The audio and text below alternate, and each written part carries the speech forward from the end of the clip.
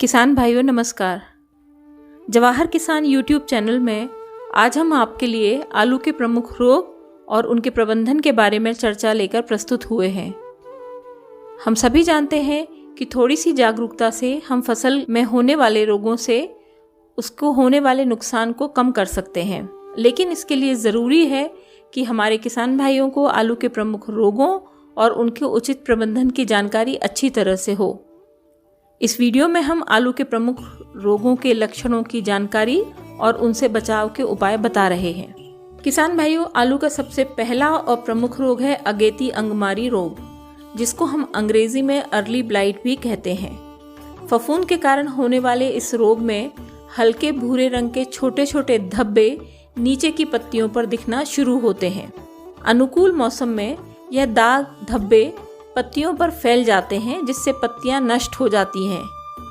यही बीमारी आलू के कंद को भी प्रभावित करती है और इस बीमारी से ग्रसित आलू के कंद में भूरे रंग के धब्बे अंदर तक फैले हुए दिखते हैं। यह कंद खाने योग्य नहीं रह जाते हैं। इस रोग से बचने के लिए बोनी से पहले खेत की अच्छी तरह सफाई करें। अगर आपने पिछली बार भी इसी खेत में आलू की फसल ली थी तो पिछली फसल के पौधों के अवशेषों को एकत्रित करके नष्ट करें। बोनी के पहले आलू के कंदों को पायराक्लोस्ट्रोबिन 5% और थायोफेनेट मिथाइल 45% FS नामक दवा की 40 मिलीलीटर मात्रा को पानी में मिलाकर उपचारित कर बोएं। इस रोग के लिए प्रतिरोधक जातियां हैं कुफरी जीवन और कुफरी सिंदूरी। इन प्रतिरोधक जातियों का चयन करना चाहिए। 12 से 15 दिन के अंतराल पर 3 बार फफूंदीनाशक दवा के घोल का छिड़काव भी करना चाहिए। किसान भाइयों, आलू का दूसरा प्रमुख रोग है पछेती अंगमारी या लेट ब्लाइट रोग। यह रोग भी फफूंदी के कारण होता है। रोग के लक्षण सबसे पहले नीचे की पत्तियों पर दिखते हैं और यह धब्बे पहले हल्के हरे रंग के दिखाई देते हैं, जो जल्द ही भूरे रंग में बदल जाते हैं। इन धब्बों का कोई निश्चित आकार नहीं होता है और अनुकूल मौसम यानी जब वातावरण में नमी और रोशनी कम होती है तथा कई दिनों तक बरसात होती है, तब इस रोग का प्रकोप अधिक होता है। मात्र 5 दिनों के अंदर ही यह रोग पौधों की हरी पत्तियों को नष्ट कर देता है। पत्तियों की निचली सतहों पर सफ़ेद रंग के गोले बन जाते हैं, जो आगे चलकर भूरे और काले हो जाते हैं। पत्तियों के बीमार होने से आलू के कंदों का आकार छोटा हो जाता है और उत्पादन में भी कमी आ जाती है।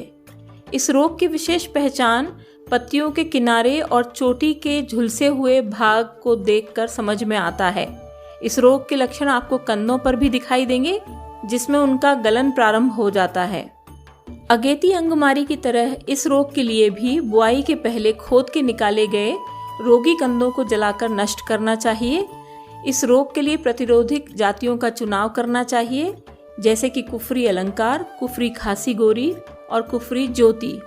इसके अतिरिक्त फफूंदीनाशक दवा मेटालेक्सिल 4% और मैंकोजेब 64% की पूर्व मिश्रित दवा का छिड़काव 12 से 15 दिनों के अंतराल में 3 बार किया जाना चाहिए।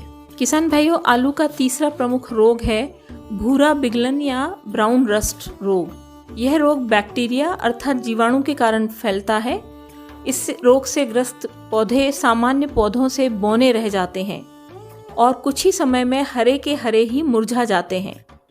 अगर रोगग्रस्त पौधों की जड़ों को काटकर साफ पानी या कांच के ग्लास में रखें तो पौधे से जीवाणुओं का बाहर निकलना स्पष्ट रूप से देखा जा सकता है।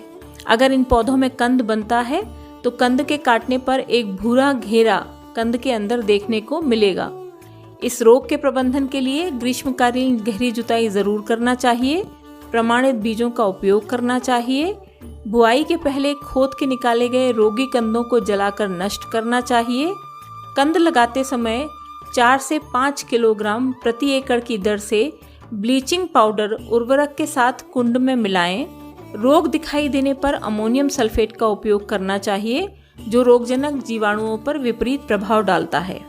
आलू की चौथी बीमारी है काला मस्सा रोग। फफूंदी के कारण होने वाले इस रोग के प्रमुख लक्षण पौधों के कंदों पर दिखाई देते हैं, जिसमें भूरे से काले रंग के मस्सों की तरह उभार दिखाई देते हैं। यह कंद खाने में उपयोग लाने योग्य नहीं रह जाते हैं और इस रोग का प्रबंधन हमें सही समय पर अवश्य करना चाहिए। सबसे पहले प्रमाणित बीजों का उपयोग करें। बुआई के पहले खोद के निकाले गए रोगी कंदों को जलाकर नष्ट करना चाहिए और प्रतिरोधक जातियों का प्रयोग करना चाहिए। आलू का अंतिम रोग है सामान्य स्कैब या चेचक रोग। यह रोग भी फफूंदी के कारण होता है। इस रोग के प्रमुख लक्षण भी पौधों के कंदों पर दिखाई देते हैं। कंदों में हल्के भूरे रंग के दिखाई देने वाले फोड़े के समान उभार दिखते हैं। इनमें से कुछ उभरे और कुछ गहरे फोड़े की तरह दिखाई देते हैं, जिसके कारण कंद खाने योग्य नहीं रह जाता है। इस रोग के प्रबंधन के लिए प्रमाणित बीजों का उपयोग करना चाहिए। बुआई के पहले खोदकर निकाले गए रोगी कंदों को जलाकर नष्ट करना चाहिए। 50 लीटर पानी में 200 मिलीलीटर फॉर्मेल्डिहाइड मिलाकर बीज को उपचारित करना चाहिए। इसके अतिरिक्त पेंटाक्लोरोनाइट्रोबेंजीन की 12 किलोग्राम मात्रा को भी खेत में मिला देने से इस रोग के प्रबंधन में सहायता मिलती है। इस रोग का प्रबंधन नियंत्रित सिंचाई से भी किया जा सकता है। खेत को अधिक समय तक सूखा ना रहने दें। जिस खेत में चेचक का रोग लग गया है उस खेत में 3 से 4 साल तक आलू, सरसों, गाजर, फूलगोभी, चुकंदर आदि फसलें नहीं बोना चाहिए।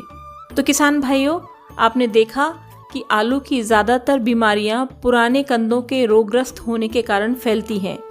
इसलिए सर्वोत्तम यही होगा कि बीजोपचार किया जाए, प्रमाणित बीजों का उपयोग किया जाए, फसलों में फसल चक्र अपनाया जाए, यानी कि लगातार एक फसल एक ही खेत में ना लेकर बदल बदल कर ली जाए।